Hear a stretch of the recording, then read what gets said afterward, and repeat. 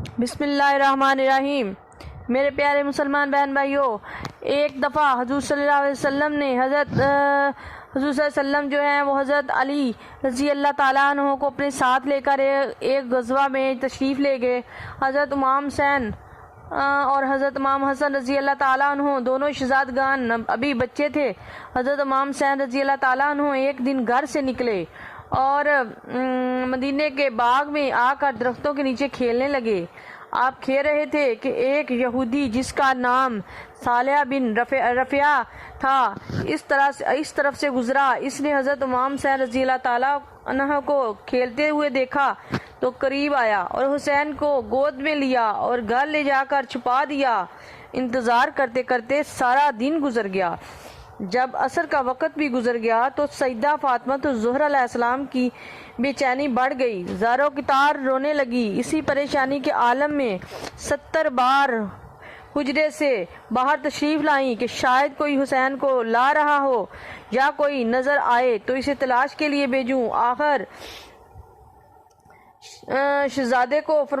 بڑے شہزادے کو فرمایا، اے جانے مادر تم ہی جاؤ اور حسین کو ڈھونڈ کر لاؤ۔ امام حسن رضی اللہ تعالیٰ عنہ اس کھجوروں کے باغ میں تشریف لے گئے جہاں سے وہ صالحہ یہودی حضرت حسین رضی اللہ تعالیٰ عنہ کو اٹھا کر لے گیا تھا، اور جا کر آواز دی، یا حسینی ابن علی و قرۃ العینی این النبی این انتا، اے حسین ابن علی، اے نبی کی آنکھوں کی ٹھنڈک، اے میرے بھائی تم کہاں ہو؟ مگر کوئی جواب نہ ملا۔ اچانک ایک ہرن ادھر سے گزرا۔ آپ نے اس سے فرمایا کہ اے ہرن، کیا تو نے میرے بھائی حسین کو دیکھا ہے؟ تو ہرن کو اللہ تعالیٰ نے زبان ناطق عطا فرمائی اور وہ بے حکم الہی بولا، اس کو صالحہ بن رفیع یہودی نے پکڑ لیا ہے اور اپنے گھر میں چھپا رکھا ہے، وہاں سے جا کر لے آئیے۔ حضرت امام حسن رضی اللہ تعالیٰ عنہ خرامہ اس کے گھر پہنچے اور آواز دی، صالحہ باہر آیا۔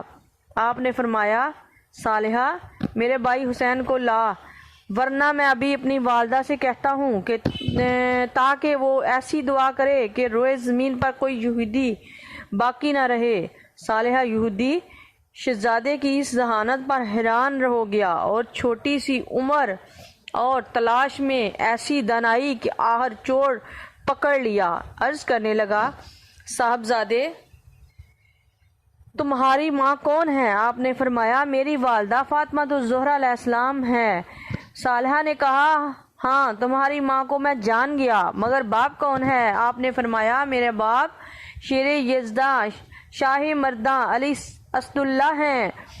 صالحہ نے کہا، تمہارے باپ کو بھی پہچان گیا، اب اپنے نانا کے متعلق بتاؤ، وہ کون ہیں؟ آپ نے فرمایا، وہ ہیں رسول ثقلین، سید کونین، پیشوائے مشرکین، سردار مغربین، جن کا نامی اسم گرامی ہے محمد صلی اللہ علیہ وآلہ وسلم۔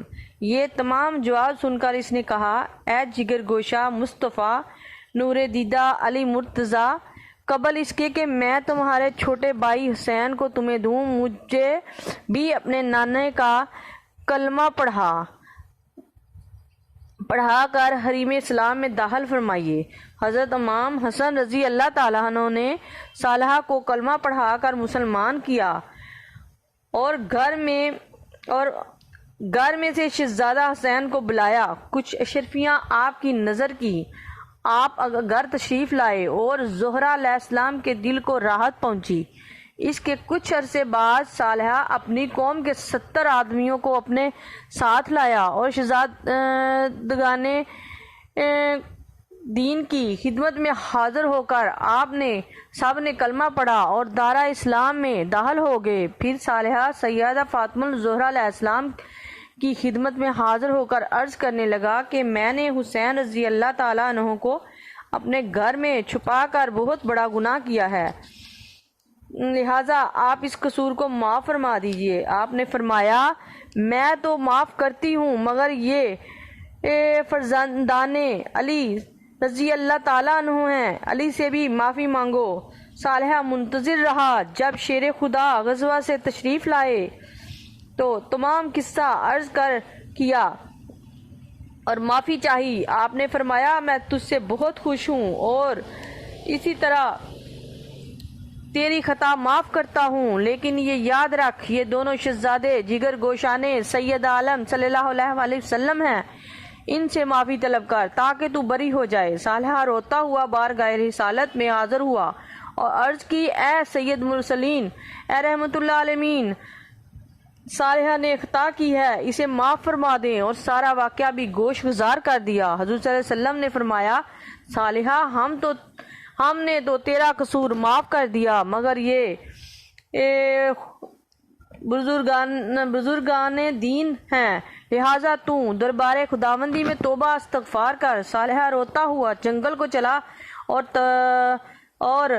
اور گلہ زاری سے بارگاہ الہی میں اپنے قصور کی معافی مانگنے لگا، حتیٰ کہ اسی طرح 17 دن جنگل میں روتا رہا۔ آخر جبرائیل علیہ السلام بے حکم رب العالمین دربار رسالت میں حاضر ہوئے اور عرض کی کہ اللہ تعالیٰ آپ کو سلام فرما کر ارشاد فرماتا ہے کہ اس بوڑھے صالح کو بلا کر بشارت دیجئے کہ ہم نے اس کی توبہ قبول فرمائی اور اس کا نام آپ کے دوستوں میں لکھ دیا۔ میرے مسلمان بہن بھائیوں، اگر ایک یہودی اسلام لانے کے بعد بھی اس خطا پر اتنا پریشان ہو، حالانکہ اس نے حسین کو کوئی تکلیف بھی نہیں پہنچائی، صرف اٹھا کر لے گیا پھر واپس کر دیا اور اس کے کفارے میں اس قدر گریہ زاری کرنی پڑی، ذرا سوچئے ان کلمہ پڑھنے والوں اور اپنے آپ کو نبی کی امت کہلانے والے نام نہاد مسلمانوں کا کیا حال ہوگا کہ جنہوں نے نواسہ رسول صلی اللہ علیہ وآلہ وسلم کو خود بلا کر اتنا ظلم کیا کہ خاندان نبوت کی بےزتی کی اور انہیں میدان کربلا میں شہید کر دیا۔ وہ کل قیامت کے روز بارگاہ الہی میں کیا منہ دکھائیں گے اور نبی کریم صلی اللہ علیہ وسلم کو کیا جواب دیں گے، اور سید فاطمہ الزہرا علیہ السلام کے حسین کے خون کا کیا بدلہ دیں گے، اور جو آج بھی یزید کو حق پر اور حسین کو نعوذ باللہ باغی کہتے ہیں، ان کے لیے ابھی وقت ہے کہ صالحہ یہودی کی طرح وہ دنیا میں ہی توبہ کر لیں اور رسول اور آل رسول صلی اللہ علیہ وسلم کے پکے سچے غلام بن جائیں، تاکہ کل قیامت کے دن شفاعت مصطفیٰ صلی اللہ علیہ وسلم کے حقدار بن سکیں۔